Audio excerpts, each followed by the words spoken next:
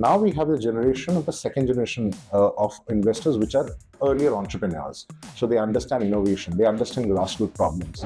The government, industry, academia has to come together so that it can be incentivized, because see, entire period of a product research may take 8-9 years to see the light of the day. Government has no incentive. Most of the governments have no incentive in coming and helping manufacturing, because it creates a lot of wealth, develops a complete economy.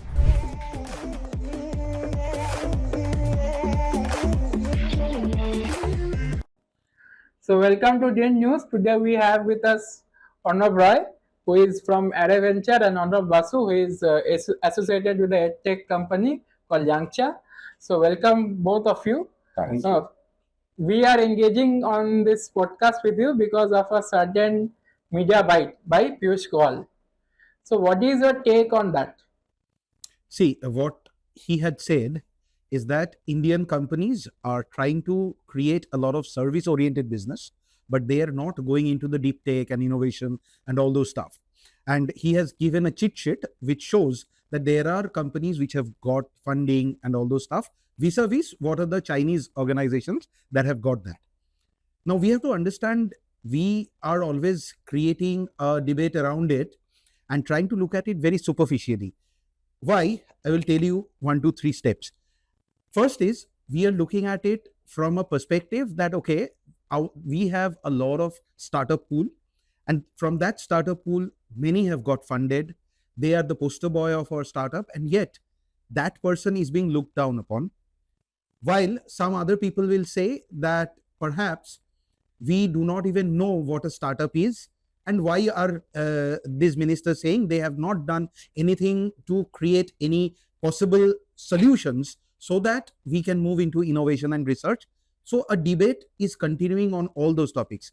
Now, if you look at it superficially, you will find, okay, this is right what he is trying to say, this is wrong what he is trying to say, but nobody is trying to take a stance on what exactly needs to be done.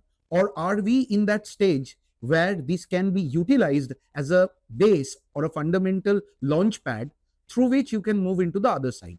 So I want to come from that side, where I have seen that a lot of startups that have been doing, if you see from the prop tech, from the food tech, from food deliveries to all those startups, to there have been organizations who are moving into AI as well as agri-tech and all those stuff.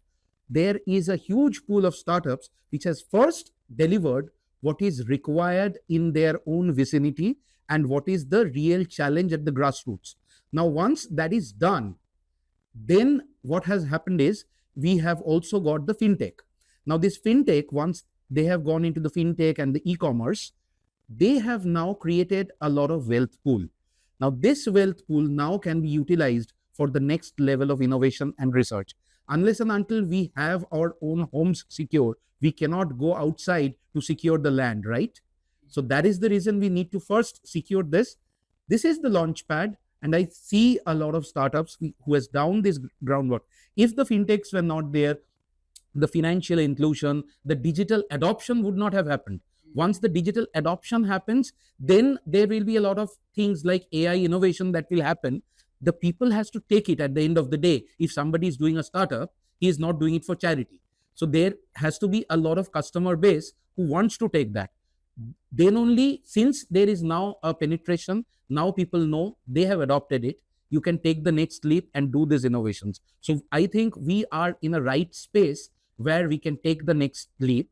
And rightly, he has pointed out that rather than focusing only on the service oriented ones, can we now start shifting our focus to research based, to a deep tech venture? But here, what we are looking at is the government, industry, academia has to come together so that it can be incentivized, because see, entire period of a product research may take 8-9 years to see the light of the day.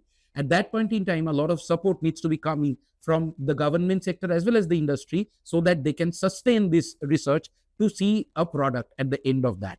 That is the triad that needs to work. And at the same time, if you look at from the parenting side of it, it is also very important to look at how the parents are seeing that rather than moving them into a safe and secure jobs, are we incentivizing them to actually be experimentation mode or something like that, so that they can be innovative.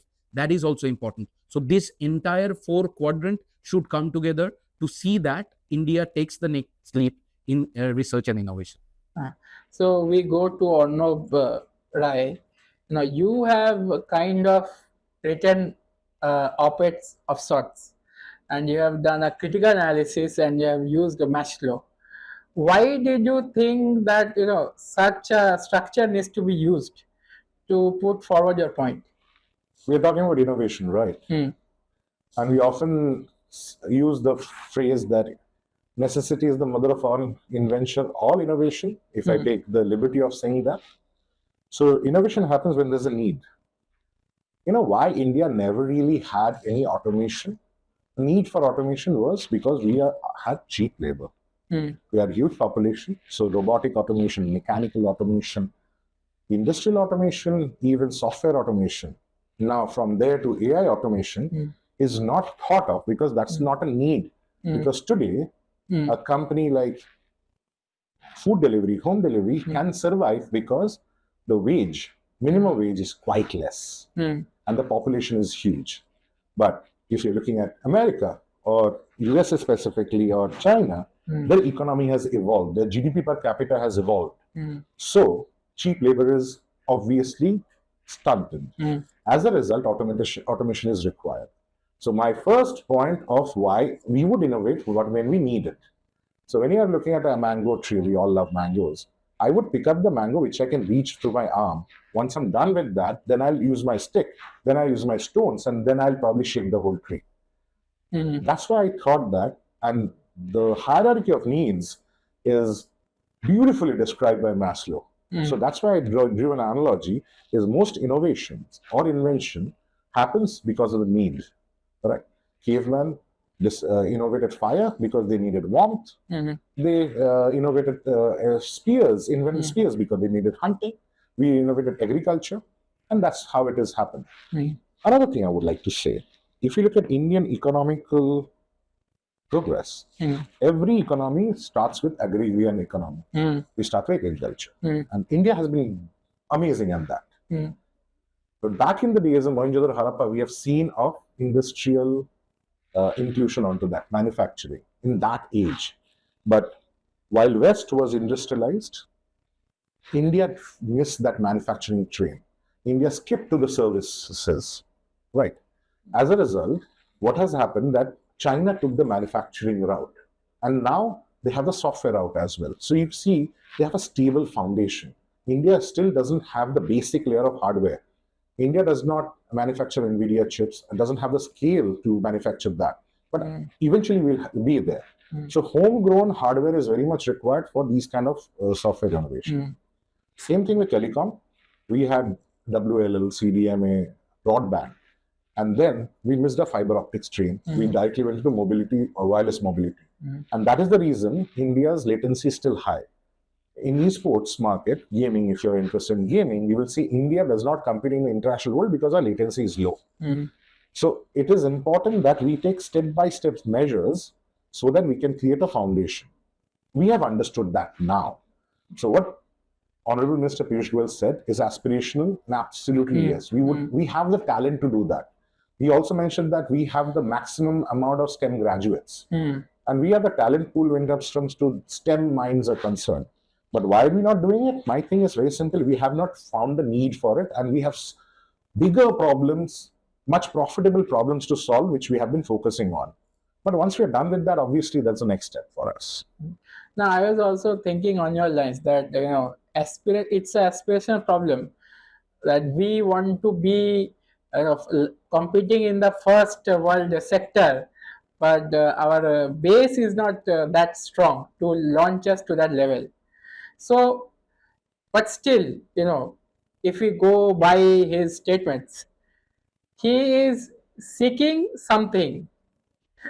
How can, since you said that we will eventually reach that point, how are we going to reach that point? What is your point of view? After you, sir, you will say. Three things. One, government taking huge schemes about startups is definitely a great thing, right? Whether funds being utilized, incubation center, innovation center, the innovation council in every college. It's an amazing thing. Second is, the first round of investors in India were primarily Silicon Valley return or investment banking return people from US with a version of the world which works in US and thought of replicating that model in India. Now we have a generation of the second generation of investors which are earlier entrepreneurs. So they understand innovation, they understand grassroots problems. And third is very simply, we have now the audacity to think that India is also a market. If you look at the earlier generation of entrepreneurs, Narayan Murthy, Mohandas Pai, Patni, all of these companies which are formed to cater to the Western world, or Raman Rao of Quattro, that Hotmail for that matter. it was catered to the West. And we learned it the hard way. When Philippines took over our BPO jobs, or Ireland took over BPO jobs, we realized that we should be going up the value. Now, going up the value in just services might be difficult because of the sheer branding of IT services in India. But India has now created its own market. So if you see whether it's Blinkit, Zomato, Swiggy, Zepto, Big Basket, everything caters to India. And look at forget about the valuation, look at the sheer revenue that they're coming, which showcase that Indian have disposable income to spare. Now, from these basic things, once they are done, it doesn't have to be completely solved. Then inflow of cash from innovation would come in. I've been judging panels for more than a decade now. I've seen research-based innovations being not even touched by investors about a decade ago. But now we just see innovation which are research-based. So we have taken that step for sure. Being in the startup ecosystem deeply, I've seen the changes in the last 17 years, which probably might not be, like as a layman, people might not be privy to that information. So it's not that the development has not happened. It is not visible. And what is visible is also because we only talk about fundings and unicorns, and you cannot expect that a small innovation-based software suddenly will start selling in billions, and media will not talk about it because media only talks about funding and valuation. There was a movie called Quiz Show, amazing movie. They said that it's similar to KBC, and it was said that it is never about the questions or the answers; it is about the money. So Shark Tank is famous because of people see money being distributed, and valuations and funding news is popular because it's the money game. Innovation is not talked about. So media also has a role to talk about to showcase good innovations. So your point. So what if you see from all these things that Arnab was speaking about, all these companies are funded by either VCs or angel investors. What has happened is the exits are happening at a much slower rate.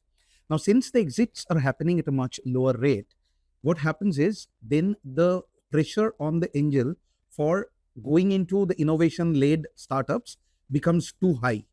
So they are waiting for their returns to come in and then doing it. So now what has happened is in India, you will see a lot of exits are happening where the wealth is again coming back into the cycle. Now this is the correct launch pad where this wealth can be utilized for funding this research and innovation. And since I had been into consulting and now into entrepreneurship for the last 20 years, I have seen organizations moving from this early stage to their absolute growth stage. What I am seeing is that people have started understanding that it is not only about the valuation or revenue, but at the same time, we have to be sustainable. Now, to be sustainable, you cannot be sustaining only on certain products that have given me traction. I also have to have a sustainable business model. And to have that sustainable business model, you need deep innovation that is backing it. And for that, now there is a time where the angel investors, the VCs have started putting in money. And that's why you will see organizations like Cropin into the agri-tech space, their own product, which is now finding a global relevance. That is where India should now focus. And slowly and steadily, I think we are now in that zone that, industrial revolutions from second to third took long years. From third to fourth, the period was reduced. Now, fourth to fifth, we will not be able to exactly gauge when this transition will happen. So we are already in that transition, and India is also moving into that transition from being a service-oriented or a SaaS-led model because of our IT-led background. We are now moving into deep tech and deep innovation, and I see a lot of promise in that. Since we are discussing a lot about innovation, if you look at the Chinese model or if you look at the US model, there the people who are engaged in the process, they have a fair understanding of what is happening at the roots, at the grassroots. They are trying to solve the problem. But here in India, what I feel generally is, as you rightly said, it's all about money. It's about how we can, have a lifestyle or do something about it. Somehow, that solidarity as a nation that maybe Chinese people have towards everyone, and they are playing their role. Even US has a same. They have a very good nationalism, but in India, I feel, even the consumer is not having that kind of solidarity for the people who are engaged in business, and the people who are engaged in business, they also don't try to understand the consumer in that perspective. So how can we, close this gap? I would not agree completely with you. No, please go ahead. Real entrepreneurs actually go to the grassroots level. If we adventures decide to partner with any venture, it's purely because whether the entrepreneur has gotten to the grassroots or not. Like up in the air, a lot of people talk about it, and let's be honest, entrepreneurship is fashionable now. It's cool, right? When I started, it was another synonym for being nincompoop, especially in Bengal. But now it is fashionable. So everybody, I have a startup, I'm a CEO, that's cool. If you clear away the faff, real entrepreneurs go to the grassroots level, without which there is no validation as such. Secondly, it's about the money. Entrepreneurship is a capitalistic game. Even social entrepreneurship needs money to survive. So let's not fool ourselves that it is a favor. Every entrepreneurship by any chance is again a social initiative because it generates wealth and creates employment. Money is the sustaining tool. To simplify this, I'm going to use analogy of cricket, one of our religions in India. Right? You can run after the runs, but if your team doesn't win, you don't get a great respect. But if you have runs on the board and your team wins, then it makes sense. So it is not about just making money, but also creating an impact. And that is very important. And creating an impact is, again, it is solving a need or not, when a customer is willing to pay for it or not. You can solve a need nobody's going to pay for, or it can solve something which nobody needs actually. But it's in our ecosystem, especially where everything is disorganized pretty much. You touch any sector, you can have a startup which you organize it, automate it, you can have a startup. So impact is very important. And that's why it's the first thing I said, we don't talk about AI because we don't need artificial. We have too much of intelligence available at a very cheap cost. And America has been utilizing it for a long time.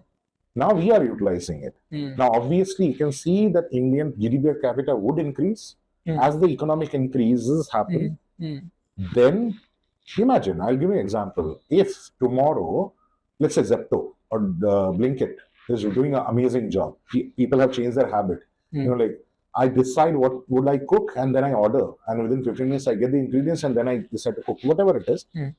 Imagine our economy improving and average salary increases, life quality of life increases. Would people be able to afford the delivery charges of Zepto if it's almost same as the fee? No. So the only possibility at that point of time is innovation. Robotic innovation, drone innovation, AI innovation. I don't know. What is the solution? We don't know yet. Even if I'm not going to tell you because I can make money out of it. Okay.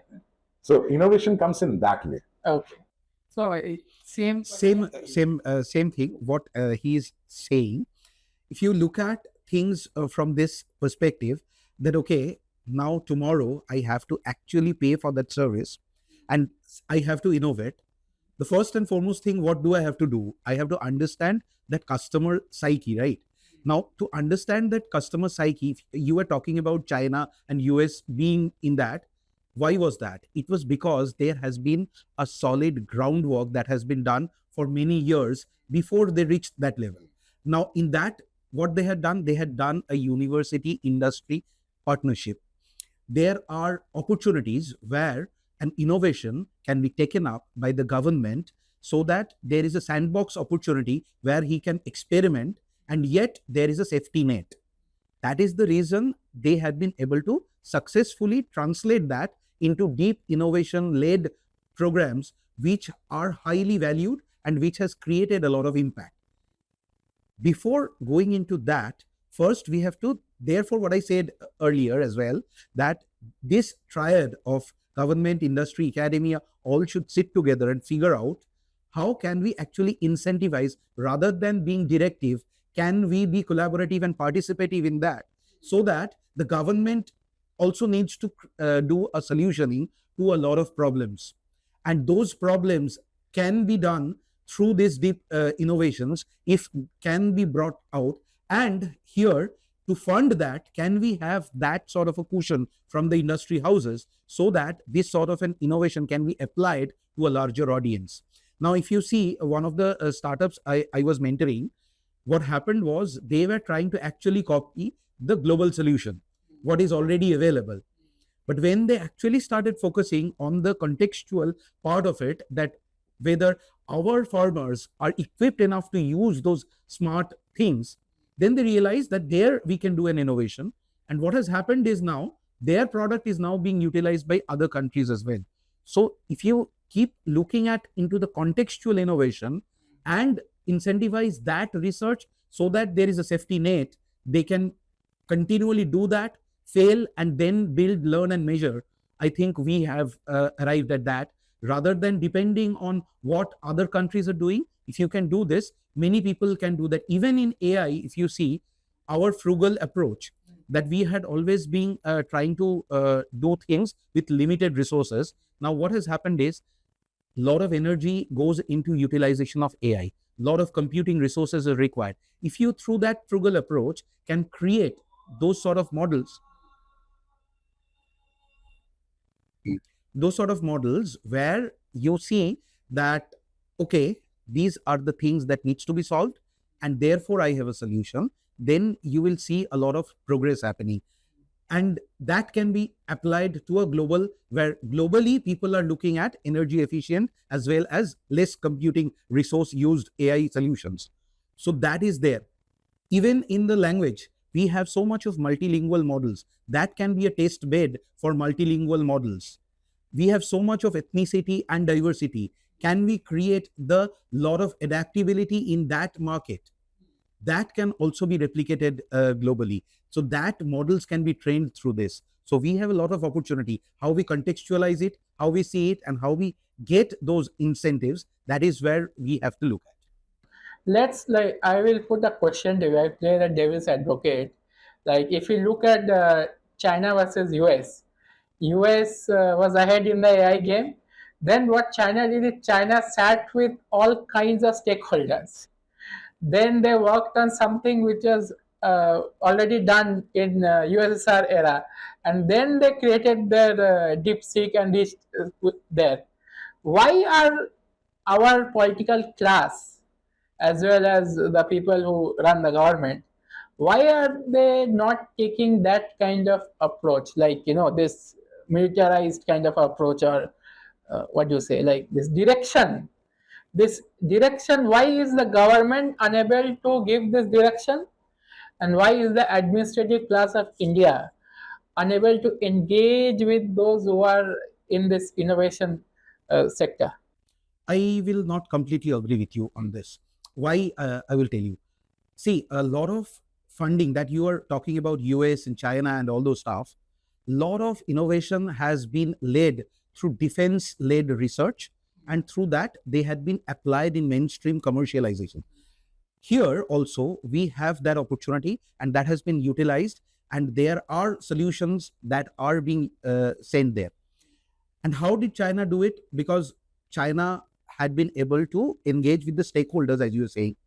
our government also are trying to do through a lot of central as well as state government policies. There are a lot of opportunities where you can actually sit down with the problems that we are facing as well as the solutions that are coming in through the startup route.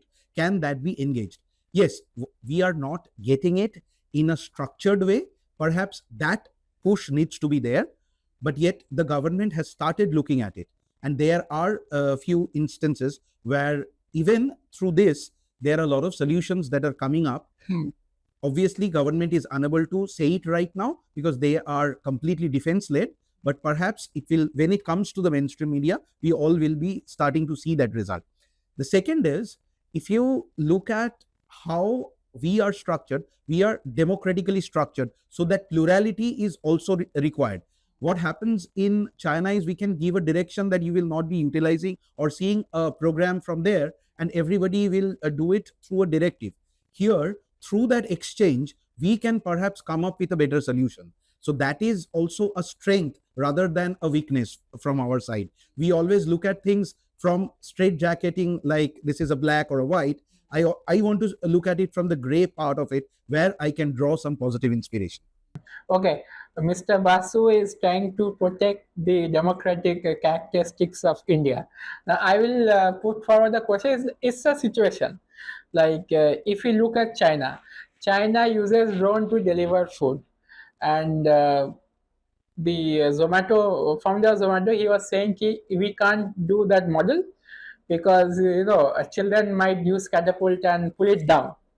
So how are we going to reach that point, since we are aspiring that we must reach US's standpoint, or we want to be like China?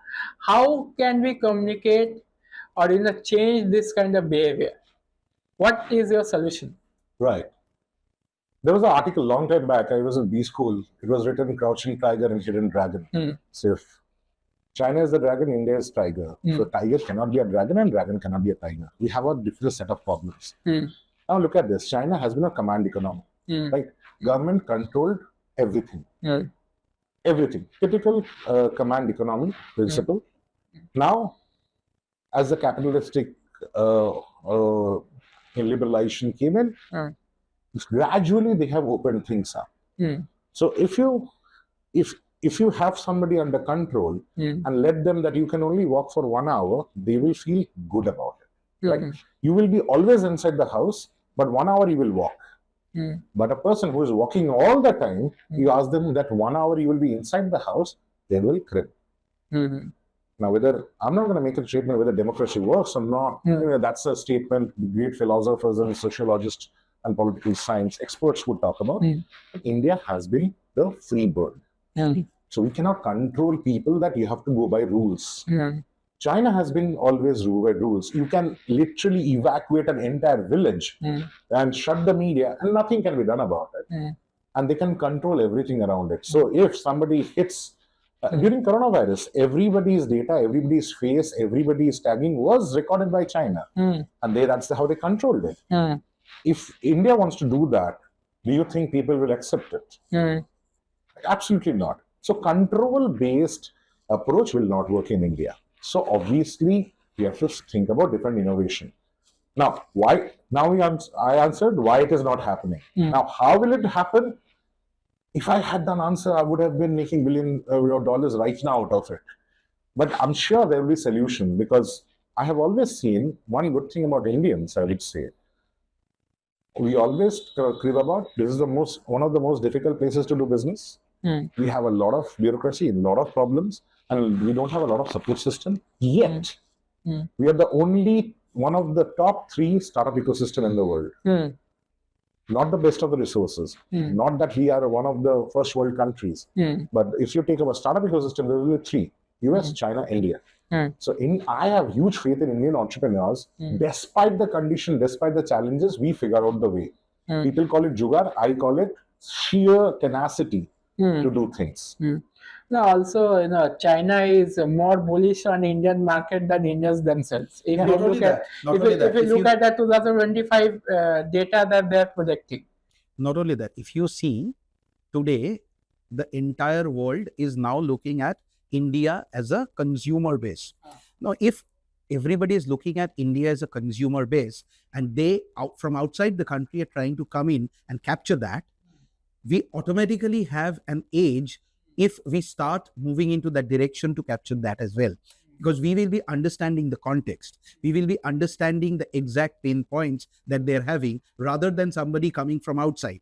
Now, obviously, why they would be able to enter first is because of the road ahead that they have gone in to the research and innovation. But what happens is, we are the ones who had done a lot of studying here, went abroad, and also enhanced their team. Can we stop that brain drain is the challenge that we are looking at now. If we can stop that, imagine those brains actually contributing to this ecosystem to actually build it up to that level. And there is an opportunity rather than people seeing it, okay, here are no opportunities. And even if I try, nothing works. I walk out and I get an opportunity to work. If I can create that environment, that happens. And to create that environment, the first and foremost thing that perhaps we are always neglecting is the entire curriculum in the school level, where we are entirely boxing any sort of innovation and idea, where we are still looking at the memory retention or a rote learning. Perhaps there are certain things that have opened up, like a lot of life skills and global perspectives courses are coming in, but that is again a bookish approach. If we can give them an opportunity to experiment rather than only stay at the retention level, can they be brought to the create level? I think that innovation level can go into massive scale, which will then translate into this. Achha. Another question is, India doesn't have a Facebook or X or any of the sort of space tech also, but we have something called UPI, and that is something others haven't been able to figure out or create. What kind of innovation do you think India is going to give, or is there any sector that the Indians need to watch out for? Indians should give to the world? Yeah, Indians should give to the world. Indians also need to watch out for, or rather, try to invest there. We did not have Facebook, but we had Zoho. Right. Zoho is one of the bootstrap company, no funding. This profitable. Close to $1 billion profit. Unicorn, which actually has $1 billion of profit, has based a delivery center. Sridhar Vembu has a delivery center in a village in Tamil Nadu. Although the company is registered in the US, right? Gives Google and Microsoft run for their money because of the software. So yes, we haven't got Facebook. And if you really look at Facebook, by the way, Facebook has not been making money for ages. Yeah. And the amount of cash that got into it, like Twitter still doesn't make money, right? So the amount of cash that has gone into it, did we have that kind of appetite for a startup? No. Do we have in the future?Maybe yes, maybe no, we don't know. Still looking at startup is still a speck on our economic landscape. We are still growing. We are one of the 5th largest or 4th largest economy right now. I keep on forgetting because we're growing all the time. As per purchase parity, we are number 3. Number 3. Purchase parity is the measure I always follow. So we're number 3. But with per capita, we are nowhere in this because sheer population. Right? So one, as the per capita increase would happen, 2 things will happen. India is definitely becoming a market. Your Apple, your Gucci's, your whatever. India is performing in urban area. There is a specific HNI community which is buying this. But anyways, that community is much larger. Right. The average GDP per capita, average earnings. So it's a question of middle class. How we create that middle class? Yes, we have already created it. But we are unable to do what China and US has done. It will happen. It will happen eventually. Let us also talk about that. We are comparing to a economic giant which has seen exponential growth, and we are at the bottom of the exponential growth. We're gonna see it, right? Yes, we have seen reports like in superpower by 2020, 2030. These are the speculations. In reality, India is growing better than most of the countries in the world. But have we touched that kind of a growth path in like China? And that cannot happen until unless we focus on manufacturing.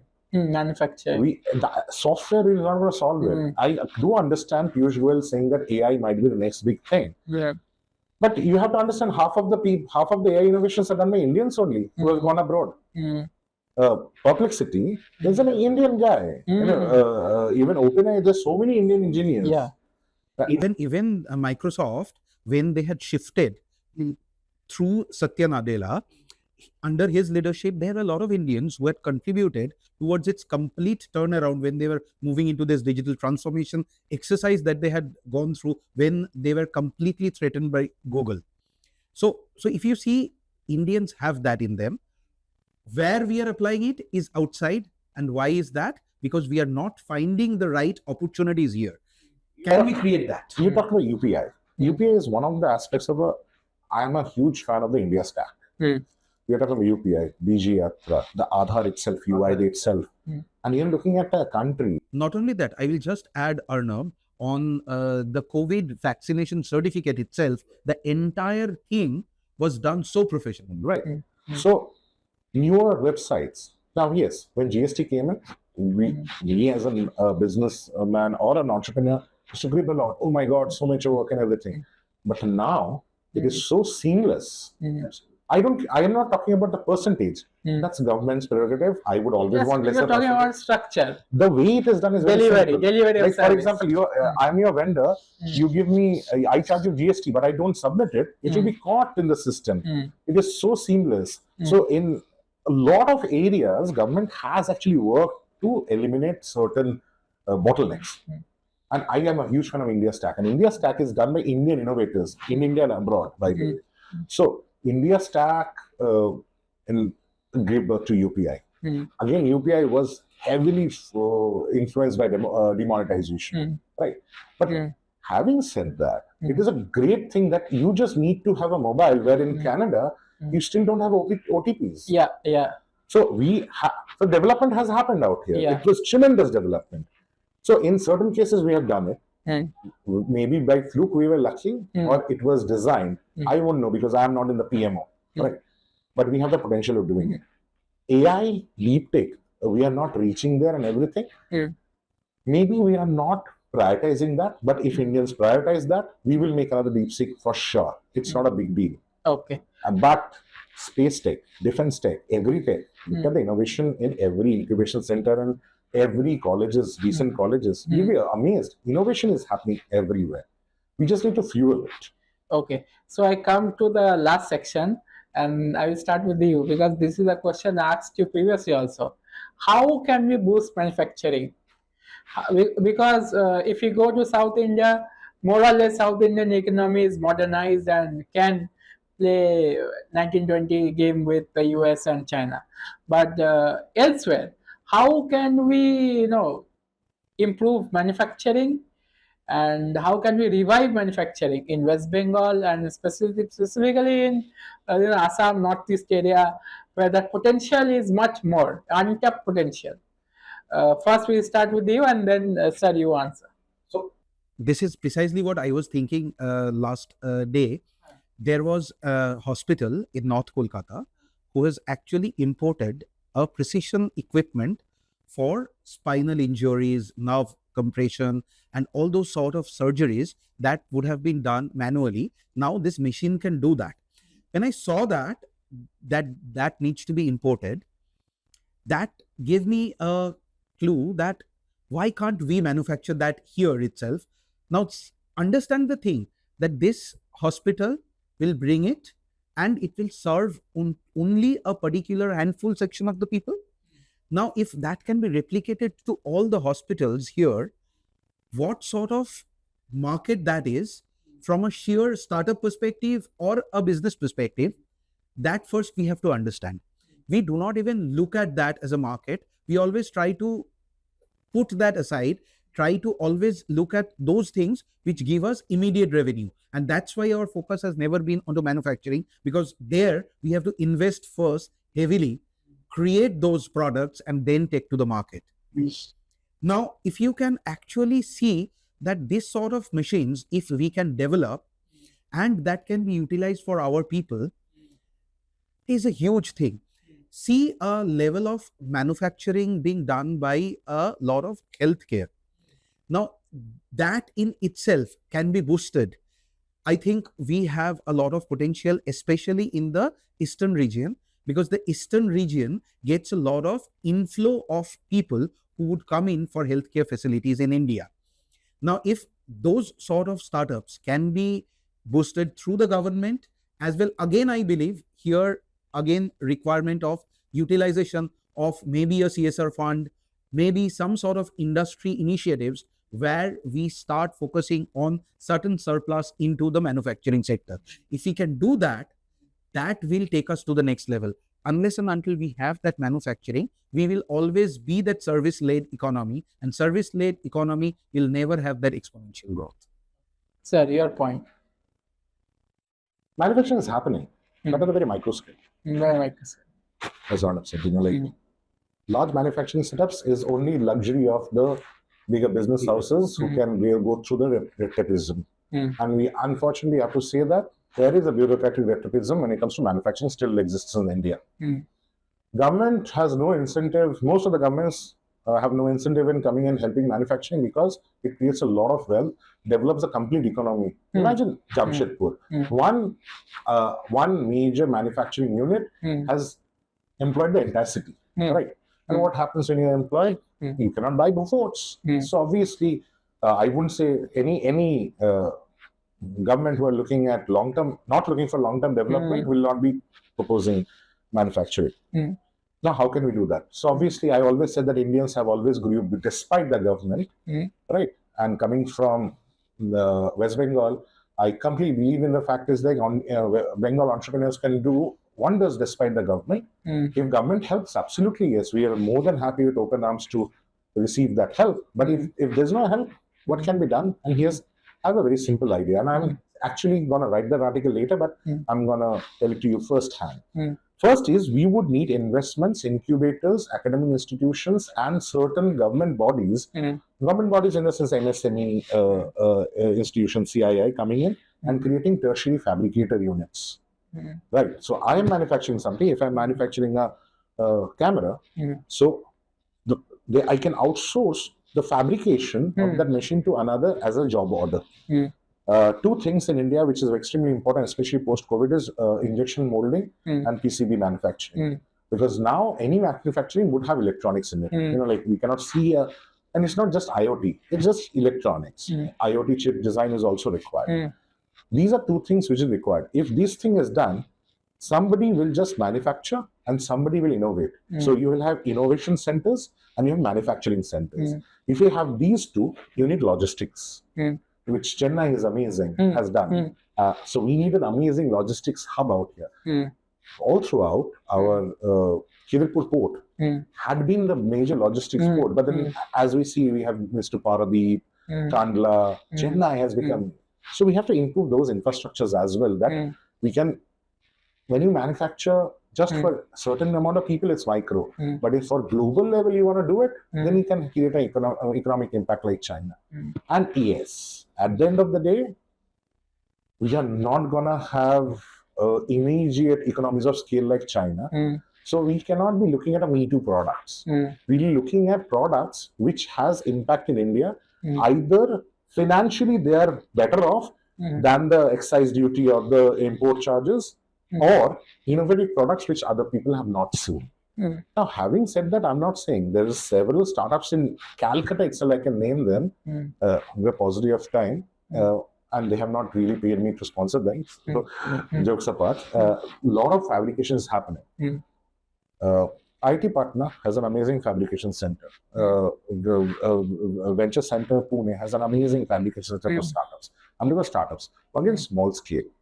Large scale, I think we are going there. And it has started by Samsung, Apple coming in, Foxconn coming in and stuff there. But we need to have bigger and consistent approach. I think what is happening is, if you see, a lot of people in government have set up these MSME clusters. These clusters have these manufacturing capabilities at a smaller scale. What is lacking there? The information asymmetry, because they were perhaps manufacturing things which, if they want to export, will not have the standards done. Now, this sort of support needs to be provided to them. If that is provided to them, the first level of manufacturing can be done. And now, this manufacturing, once done, can this be provided into a particular market where they have some adoption for these products? I think then we can create this system. Otherwise, what is happening is, in fact, I was there in one of the clusters where it had happened is the cluster itself, the office has now turned as just a dumping ground for the products they have created, which they have not been able to take to the market. Can we connect them to this so that they have the incentive to create more products like that? Here, I would like to add to that. We aspire to be like China in manufacturing, but we should learn from Japan. The cluster strategy of Japan. Like, for example, if I have a injection molding company, high grade one, not just manufacturing caps of bottles, high grade ones, which can fabricate maybe the covers of electronics and stuff like that. If I am owning that brand, my manufacturing utilization would be depending on how much I can sell. But the rest of the units should be given to other manufacturers. So one setup can be shared across. So if we can have that kind of that ecosystem build up is also required. What has happened is, if you see from actually it's happening, but needs a push.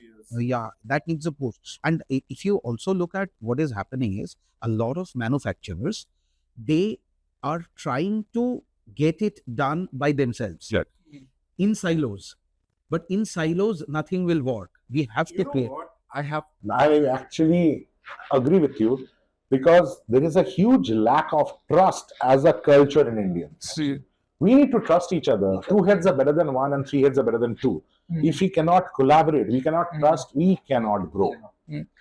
And so just before ending, I just want to say that since we started with the conversation of Piyush Goyal, we should always look at that we were talking about the rotis versus robots, right? So here we have to think about how can rotis be made accessible using the robots. If we can achieve that, I think we will be there. okay. So last comment. Last comment is, whether you hate it, whether you like it, Honorable Mr. Piyush Goyal made us think, made us discuss. This entire thing is happening because of happening. So it's the right direction. How he said it, you might not like it. What he said it is fact. So it's good. It's good that politicians are actually calling it out. How he said it might not be good to certain people, but what he said was not wrong. So we come back to that same thing which I asked, solidarity. The level of solidarity that the Americans have for Americans, the Chinese have for Chinese, that is lacking in Indians for Indians. Right. Yeah. So we wrap up our conversation with two minds who are engaged with the entrepreneurial aspect of India. Absolutely. So basically, we are again going to the tagline of our DYNT, that is awaken one human at a time, and DYNT means democratize your nation today. So both of them are talking about how to instill more democracy, because the furrow that came up because of what Piyush Goyal said, it kind of shows what kind of democracy exists, how democratic we are. Thanks for watching. Please like, share, and subscribe, and download our app. You will get insights from our DYNT app. Thanks for watching this. Signing off.